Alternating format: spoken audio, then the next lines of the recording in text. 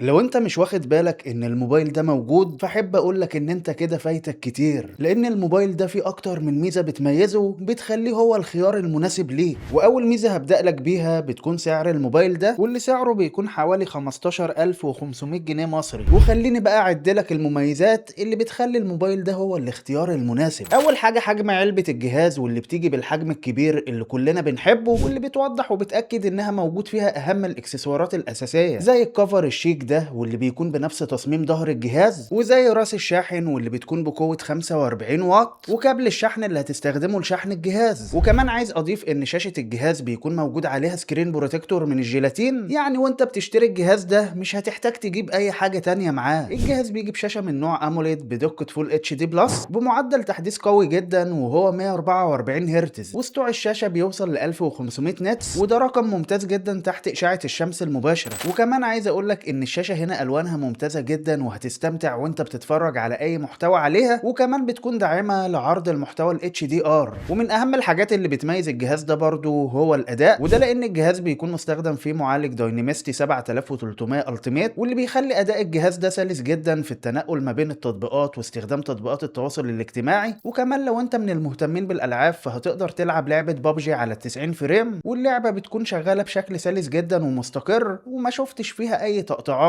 ومن اكتر الحاجات اللي عجبتني قوي في الجهاز ده واللي بنشوف شركات تانية بتعمل فيها تنازلات الايام دي هي الكاميرات.